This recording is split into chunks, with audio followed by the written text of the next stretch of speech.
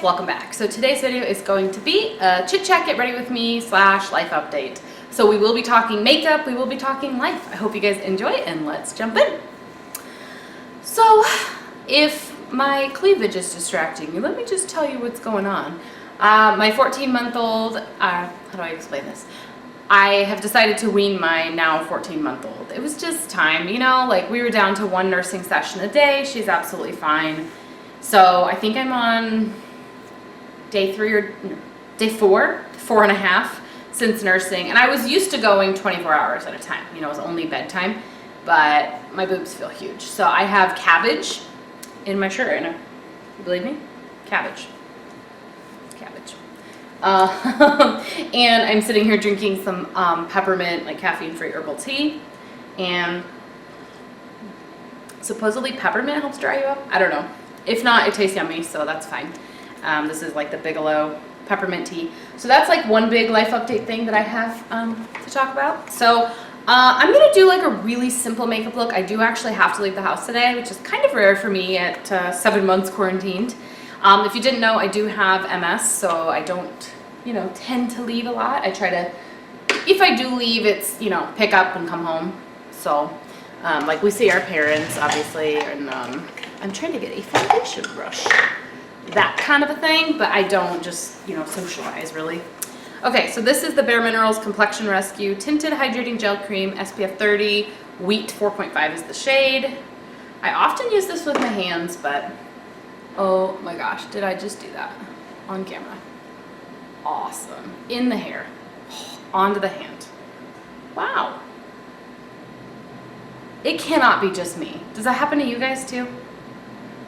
All right, at least it missed my wedding ring, right? So I'm just gonna, you know, wipe what's all over my hand from my face. Lovely. You guys, that's pretty much how 2020's been though, am I right? Okay, well, I'll have to clean that up later. Try not to look at it. I'll just, all right, anyway. How have you guys been liking my video content lately? That's one thing I did want to know. This foundation doesn't have a whole lot of coverage, so I do kind of a lot of it. And I'm going to be using a corrector under my eyes. I should have done that first. If I'd been thinking, I would have, instead of like a concealer. Anyway, yeah, what kind of makeup have you guys been wearing? Have you been leaving your house? Like, are you an essential worker? Do you have to go into an office? Have you guys kind of lightened up? And then like, if you are going out, are you wearing like half a face of makeup because of your mask? Or are you wearing a full face? And if you do wear, you know, makeup at all, are you, I'm just taking what's left on my brush and kind of covering the redness in my chest. Are you wearing like a full, like heavier look? Are you kind of more streamlined these days? If you're working from home, do you get dressed? I am kind of curious. I know for us, not that life hasn't been different, but like we both, my husband and I already worked from home anyway. And my kids didn't go to school because they're 1 and 3. So we have a home with a basement, and that's like the basement apartment is where my mother-in-law lives. So their life didn't change that much. The one thing is they didn't get to like play with their cousins as much, or they didn't get to, you know, go to the playground or whatever. We don't go to the museum, we don't go to the movies, that kind of stuff, but their lives didn't change that much. So I'm just curious, what have you guys been up to? Where do you live? Let me know. How have you been liking my content lately? What do you want to see? What do you like to watch? This is the corrector in Light Peach Bisque from Bobbi Brown. I'm just doing like a teeny bit. Like I'm not re-dipping my finger. I just did one dip. Boom. And I'm taking what's left on that finger and doing it on my eyelid. I like the Light Peach Bisque because it's not too far off from my skin color, honestly. Hopefully you can see that. It's not, so I don't have to do it under my foundation. I usually do, but I don't have to. And I'm taking like a little teeny tiny bit right on the corner of my nose. But yeah, when I use the dark, the medium to deep orange kind of color, it really color corrects my under eye circles really well. But then I have to put something, my skin color on top of it because it looks like I have like orange under eyes, you know what I mean? Drugstore, Revlon Colorstay powder in light. Just using a Jessup powder brush.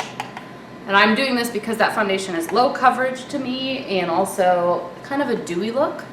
And that's totally fine if that's what you're going for, but I just, honestly, I only need my foundation and everything to look good for like 3 hours, 4 hours max these days. So I'm not like grabbing for my Estee Lauder Double Wear or something, you know what I mean? Like I used to, like, oh, I need 16 hours today out of this. It's like, almost every foundation I have looks good for 2 hours, which is about how long it takes me to go to the grocery store and come home. You know what I mean? Anyway, this is the MAC Warm Soul, a mineralized blush. I grabbed for this one today because it is more of an peachy undertone, more of a, you know, orangey pink, rather than a lot of mine are like mauvey rose kind of a pink. And this one, because it is warm-ish, mineralized, I can skip bronzer. I'm just not even gonna bronze. So that's that. And then I'm using the Essence Pure Nude Highlighter, and this is in the shade 10, Be My Highlight. I love this stuff. Just a little bit. Just a little bit. Boom, boom, boom. Those are like super fast steps in my process. I just wanted to like announce that while the next step is not as quick, so we can just chat. This is the e.l.f. brow pencil. I think this is a neutral brown or natural brown. All right, before I do the brows, I need more tea. I know it's not caffeinated, it's just yummy. Okay, for this, maybe I'm only pulling this out so I can use the mirror. Anyway, so yeah, we're doing all right. Everybody's healthy. No germs. We got our flu shots. We have started seeing family a little bit more, but even so, like only when they're feeling well. A lot of the time it's outdoors only, no hugging and kissing.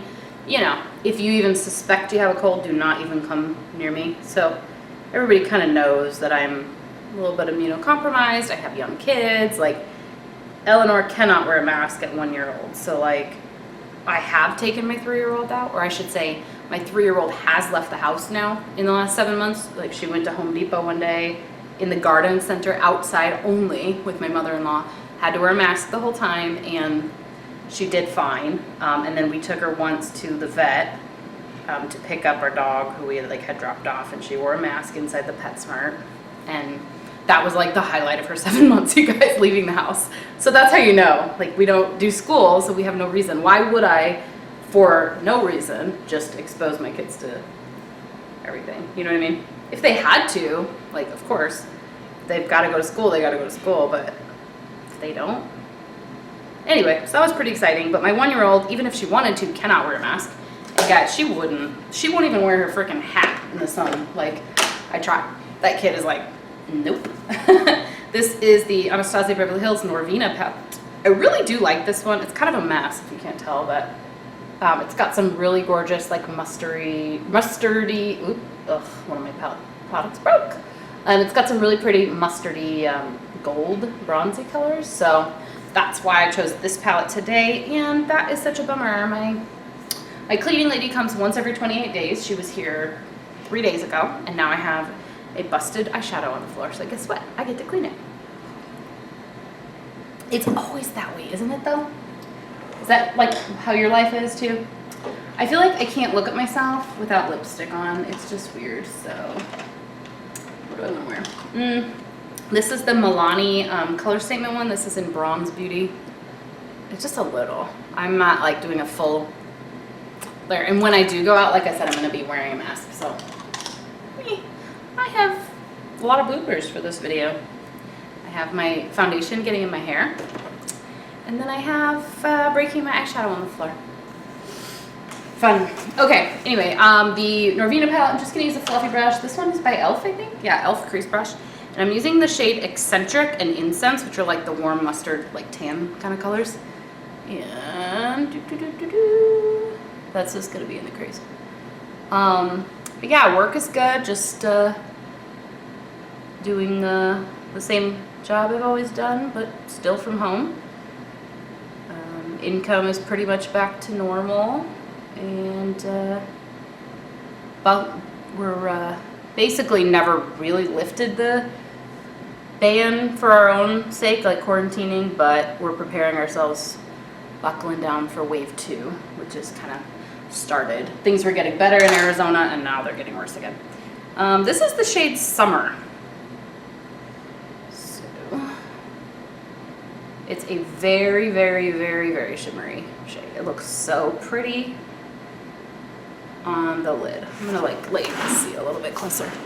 See how pretty that is? Summer. You know what that reminds me of?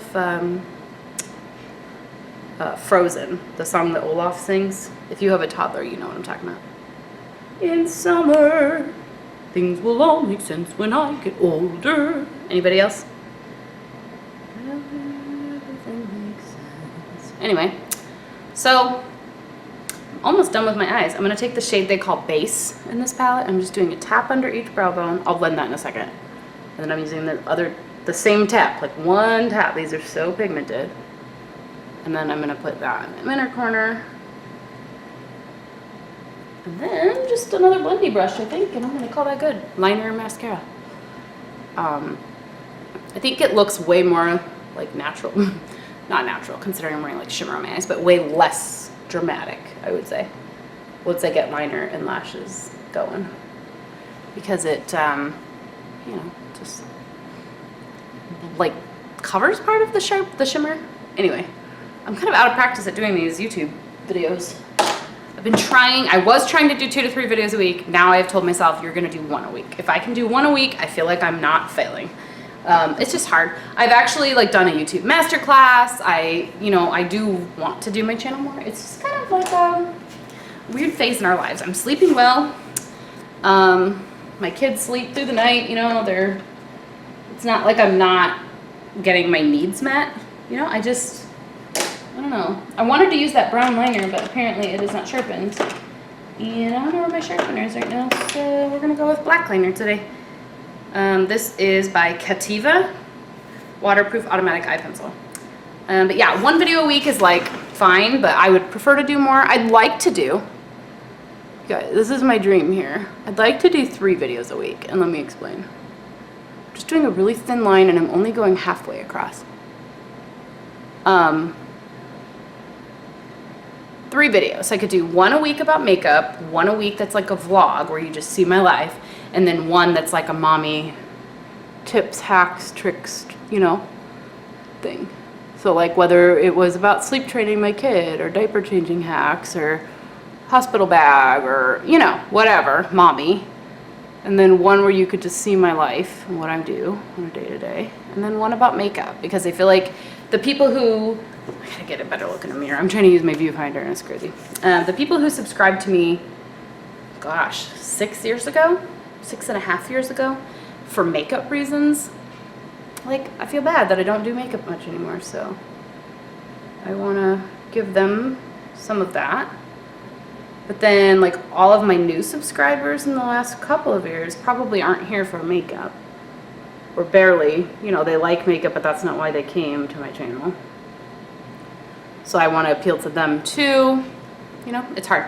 So one thing I've started doing more of, though, is thanks to, drop my mascara, thanks to Shaylee, Shaylee Moore, M-E-U-E-R, or yeah, anyway, on Instagram and YouTube and stuff. She mentioned on her tutorial that she only does her liner on the outer half of the eye, and it opens up your eye, and I was like, I don't know, so I started trying that, and I think I like it. I mean, I don't do it every day. Sometimes I end up doing the whole thing just because that's what I have always done, but I don't hate it either, you know? And then when I feel like I have extra time and stuff, I'll do the, trace that black liner. Or maybe I'll do it right now for you guys. I trace the black liner with a powder eyeshadow, like, of my choice. So, like, maybe the pencil, I only do the black for the outer half, and then I'll take a powder and do the whole thing with like a brown. So the inner half is there, but it's just lined a little bit lighter, in a lighter shade, or thinner, or, you know, defined, but not overly defined. My brows look a little light too, but I don't care. It's fine. I probably will be in contact with someone else for like 2 minutes, but, you know, I'll spend a half an hour or more getting ready for them. I'm even faking it with this cardigan. It is 94 degrees outside right now. No joke, 94.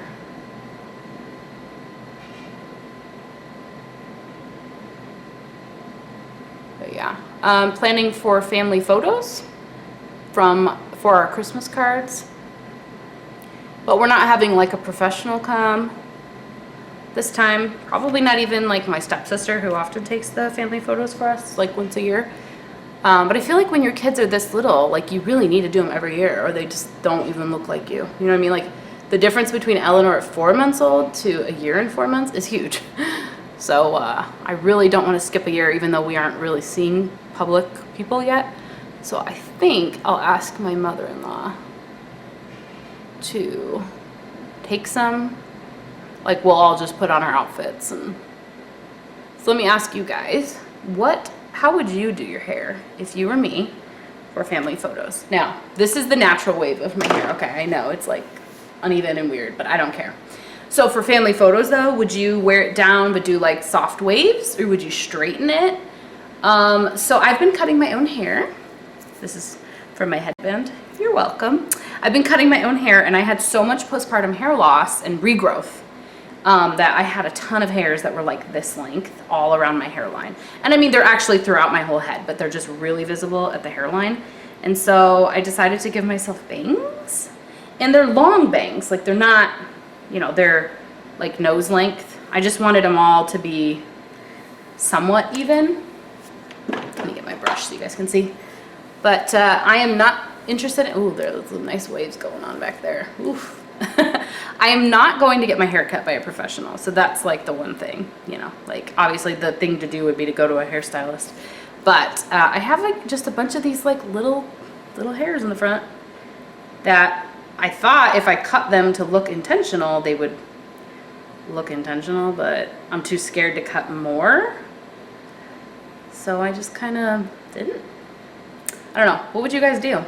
Like I basically have been pretending they're not there, right? So I would like part my hair to the side, and then I would just try to straighten them down a little bit, and then like kind of tuck them under the rest of my hair. Like I'm just pretending I don't have bangs basically, but I do.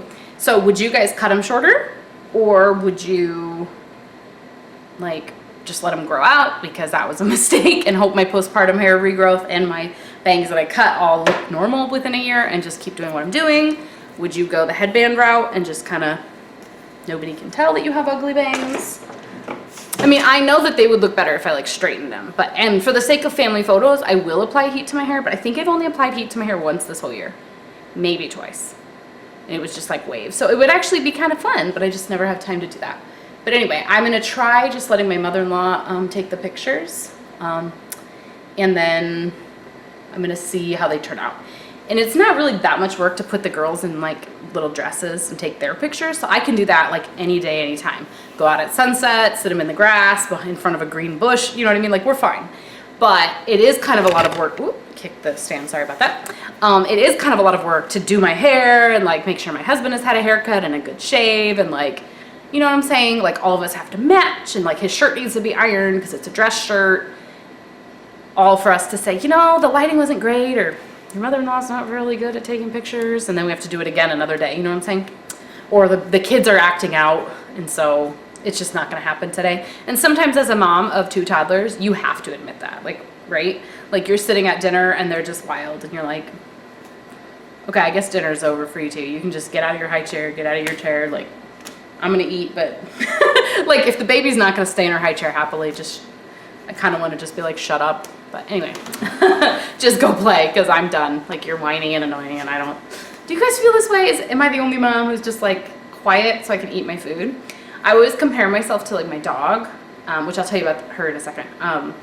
Where like when she's eating, don't come near her because she will snap at you. Like her food is like, well, that's me. Like when I have food on the dinner table and then the kids act out, I just get so annoyed. I'm like, is it so much that I worked an hour for this dinner to ask for 5 minutes to be able to eat it without somebody trying to climb on my lap and whine at me and tell me they don't like their food and ask for something else and make me get up and get the ketchup because I forgot?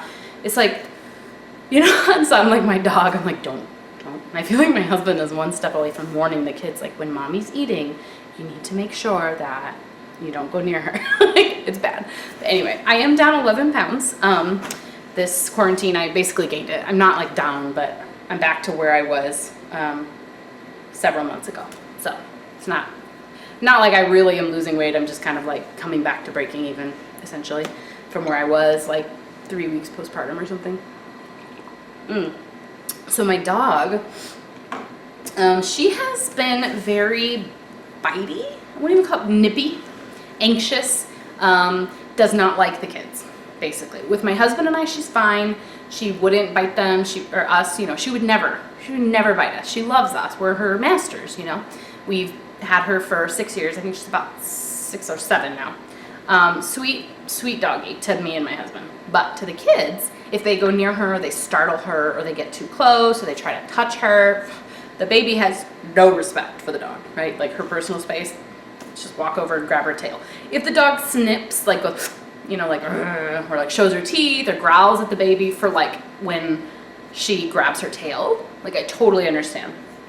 Like Penny deserves her own space, and if someone violates that and grabs her tail or like sticks their hand in her face, I get it. And I taught my 3-year-old, like, don't grab her tail, don't pull her ears, don't whatever. Just leave her alone. Just pretend she's not there. And then if she wants to be loving and sweet, that's fine. You can pet her. But if she wants to be left alone, leave her alone, you know? I've taught the 3-year-old, 3.5-year-old that's fine. The 1-year-old, though, doesn't understand cause and effect or like anything to that effect. Like, she really doesn't. She has no idea what danger is or consequences or punishment. Like, she'll just get hurt by doing something and then go back and do it right the next second. And you're like, oh, seriously, kid? Like, whatever. Anyway, so we took the dog to the vet and we're just like, listen, she's snipping, snapping, getting a little nippy at the baby's fingers, and you know, she's never scarred anybody, but she will nip them on the hand or on the wrist and just give them a little bite. Sometimes it's like a dot, just one little tooth mark, and you can tell they got bit, and the baby will cry, and it's over. Like by the next day, a few days later, like there's no scarring. It's fine. It's not fine though. You know what I'm saying? I'm saying like no lasting injuries. So we took her to the vet and we're like, can you help us? And they gave us this milk protein, what was it called? Zilkine capsule to like break open and put on her dry food, and then she ate it every day. So she did it once a day for like 9 days, and then she started being weird. By day 8 or 9, she was acting funny. And they told us it could be that you won't notice any difference in 28 or 30 pills, or some dogs notice it as soon as 2 days. Come back in a month and we'll discuss and see how it's going. But by like day 9, like I said, day 8, we were noticing like some weird stuff. Like, do you know how like on 4th of July, your dog might get scared because there's fireworks outside, right? And they'll go like in a weird place that they never go, like in the closet and in the corner and shake, or they're anxious. That was her. And we were like, there's nothing. Like there were no noises, there was nothing. Like, why are you being weird? She wouldn't sleep. She was getting up and down off our bed where she sleeps. She was asking to go out the door. This is my master, asking to go out our back door, asking to come back in, asking to go out, asking to come back in, barking outside, not actually going potty. I was like, if you have an upset stomach, like, okay, like it makes sense that you're bothering us all night. But like, she seemed fine, guys. Like she wasn't, I couldn't find anything physically wrong with her, and like environmentally, nothing that I could see. So I'm like, it's gotta be the medicine. So we took her back, we stopped giving it to her at day 9. I think at day 13, we're like, okay, hopefully it's out of her system by now. That was like a Monday. I called and I was like, the heck? They're like, bring her back in. She's due for her comprehensive exam anyway. We'll give her shots and we'll check her out. So we dropped her off. We went and picked her up. And they said, you know, we kind of want to give her doggy Prozac, but that's not without risk. And the side effect could be more aggression. And also, there's just some other things we can try first. We really want you to try behavioral, like correction and helping fix the behavior, because sometimes the medicine on its own isn't enough anyway. Drowsiness is a side effect, so blah, blah, blah. Like, okay. So they ended up giving us a different medicine. It's kind of like Xanax. What's it called? Trorazolam, something like that. Once a night. It's like an anti-anxiety medicine, kind of like Xanax, but we give it to her once before bed. We can give it to her up to 2 times a day, but they only gave us 30 pills for 30 days, so I'm like, not. Anyway, she's sleeping again, but she's still being weird, guys. So I'm just wondering, she's sleeping, but like not in our bed. She's still like kind of on edge. She doesn't relax.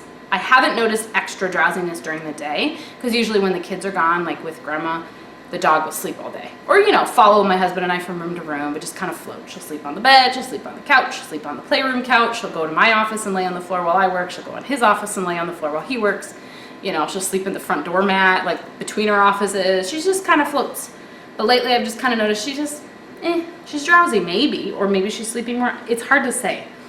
But her appointments were 2 weeks apart, and like 13 days apart, and she lost a pound, and she's only a 28-pound dog. She was 27 pounds.